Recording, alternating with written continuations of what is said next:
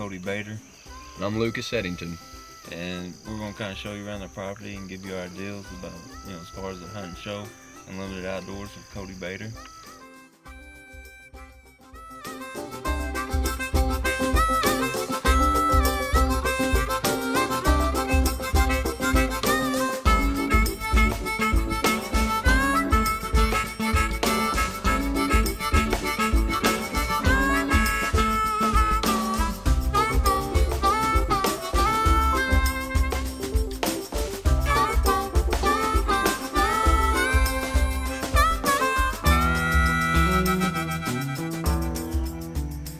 Back in the 70s, all this is pretty much just flooded. It was a swamp. And back in the 70s, they came in and dug a new channel river through, kind of drain everything out. And as you see right here, there's about 20 acres of old cypress loose on the other side of the tree line. And then back to the west of us, there's on the other side of that tree line, there's about 17 miles of nothing but old river. And the old river goes in front of us and pretty much just drains everything. The Wetlands Act made it where the farmers couldn't get in here and fill them in like they would have liked to. Of course, they were a little bummed out about that, but fortunately for us, it left us with some of the most prime habitat for whitetails, turkey, ducks, and geese. It's pretty much the lowest part of the county right here. It's kind of a big bowl. As long as the new river doesn't back up too much, this old river channel, it'll fill all of this bottom. It'll be black, just covered with ducks and geese down in here.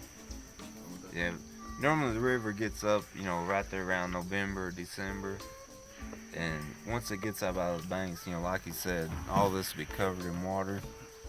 And I just put this to grade probably about 2 months ago, and before I put it to grade, there's about a 5-acre lake out in the middle of that field that we kind of filled in, but it's still got plenty of good hunting spots on it. It's just I'm gonna kind of make a little money at farming it too. Back in 2011, we got a lot of floods down the area, and pretty much what it did is the St. Francis River got out of its banks and came and flooded all this.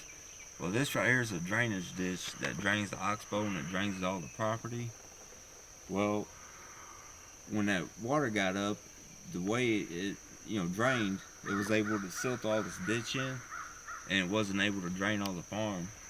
So it probably goes back in there probably a good 100 yards. I had to bring an excavator and bulldozer in here and dig this ditch back out.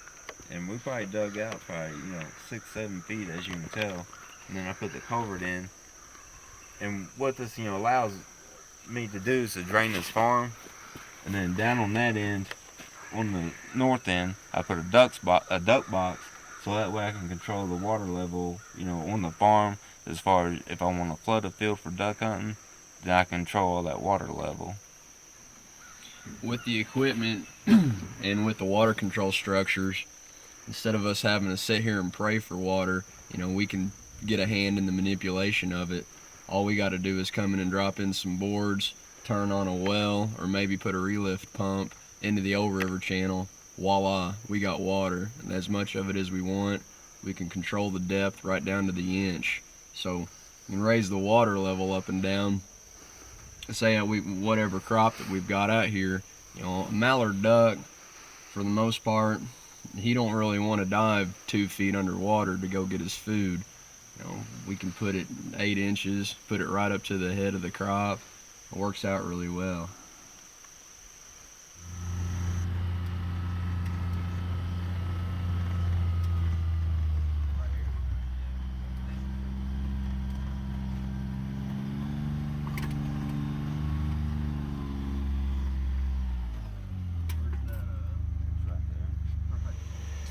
Water control structure, 210-acre farm, old river channel sitting right over here to our north, and of course we crossed the big river, the new river channel when we came in. All we got to do is start dropping boards in one at a time. We can flood this whole farm right there, one little pipe.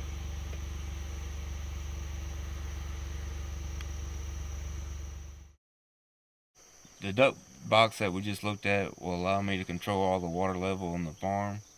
You know, we got the lake in here, the old oxbow. It's about 20 acres. Up there's a cypress slough, about 25 or 30 acres of cypress slough. And then there's a field up there where I plant milo, millet, and soybeans. And it's about 5 acres. And then on the very north end of this farm, I put down a well this year. So, you know, say if we don't have a lot of rainfall, you know, come this winter or fall, I'll be able to control the water level with this duck box, and then I can always turn the well on if we need more water. Next, I will take you up there and show you that the field that I plant the milo, millet, and soybeans. We're cruising along. We've got the New River channel just right here on the other side of this road, and setting up in between the New River and the Old River, it makes it really easy to get where these deer want to come through. They're kind of like people. They prefer the path of least resistance. They're lazy. They're going to take the easiest route from A to B. They don't like swimming if they don't have to. So we'll kind of push these roads through, get in between where it bottlenecks down, put them right in your wheelhouse, as they say. And plus, you know, come this winter and that, if it gets cold and freezes up, that river's always going to be open. And there's going to be ducks on it if we keep our water hole open. Those ducks will be coming off that river right to our home.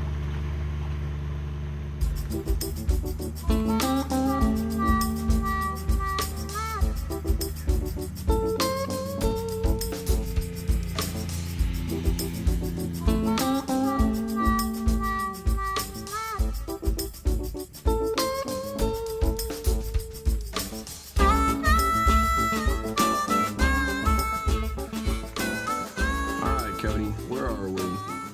This right here is the lowest field on the farm, and this is what I plan on flooding, you know, and having my duck hole. I've got milo, millet, and soybeans planted out here, and what it is come this fall, I'm gonna put my duck blind over here, and this is all cypress sloughs behind it, and it runs back west of here, and then there's probably about 25 acres of cypress slough. And once this field floods, all those cypress sloughs are flooded too.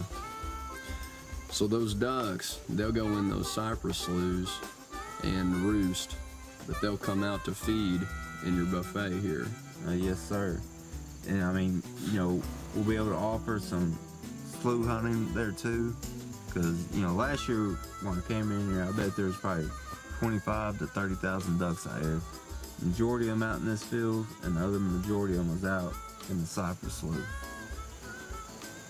And then, you know, you've got this, and then on the other side of the cypress slough, you've got about 8-acre field of soybeans, and then behind it is where you get into that oxbow, that 20-acre lake back there. They like to set up and roost in these old sloughs and these old oxbows. They hold water all year long, but they're real safe. They're hard to get to by people and by predators. And then they'll fly out and they'll hit Cody's big grocery patch, and that's where we sit here and wait on them. Yes, sir. Both of us, Cody and I both, still young guys, but been duck hunting our whole lives. And you know, one thing that I have learned, my grandpa always said, 99% of it's being where the ducks want to be, you know, or where they don't mind going. You know, it's kind of where we take all the liberties that we can to put the odds in our favor. You can see Cody's out here working hard, putting in the time, and certainly putting in the money, but it all pays off come about November. And this right here is a natural habitat that floods, you know, every year, and that's where the ducks want to be. See, we're not taking something that is you know, a mediocre property and trying to turn it into a duck hole. We've taken a property that is a duck hole and improved it with manipulation, with water control structures, with groceries, you know, putting everything in our advantage. So, you know, customers come out here, be it people or ducks, and put them right where they want them, right where they need to be. Cody, where are we going next? We're going to go down there and look at the St. Francis River, It's kind of what makes all this happen. It makes this the honey hole for ducks.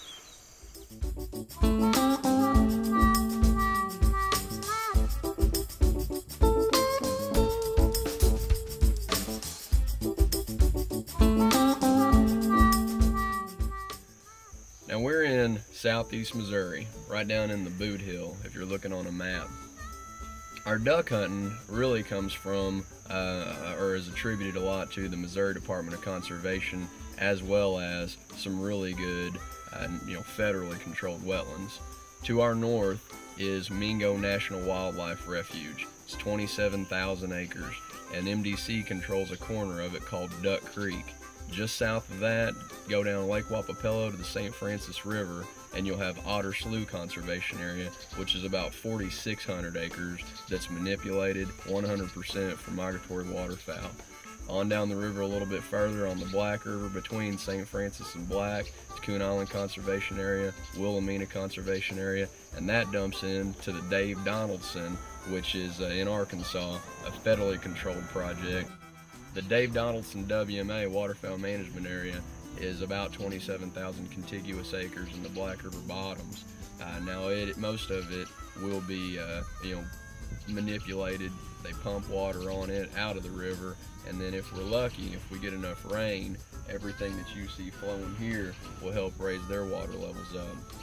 So as a duck flies, a duck flying in an hour's time can cover a lot of ground. We're right in the middle of all of it. We've got WMAs 360 degrees around us, Big Lake WMA, all the way over to the Mississippi River. It's just a really great place. With all the groceries that we've got, all the zero grade ground, rice farming, soybean farming, corn, southeast Missouri is kind of a little hotbed. We're right here in the middle of it. And then, right here sits the St. Francis River. Well, on this side of the Squaw Bank is where that 210 acres is, where I kind of have my duck project. On the west side of it, we own another 180 acres. And then on the east side of the Squaw Bank right here, I'm in the process of leasing it out. There's going to be 60 acres of farmable ground, which I intend on flooding part of it and putting a pit in. And then on the south end of it is about 90 acres of woods. It's kind of like an island. And from where we're sitting at right here, the Arkansas state line is probably about a quarter mile due south of here.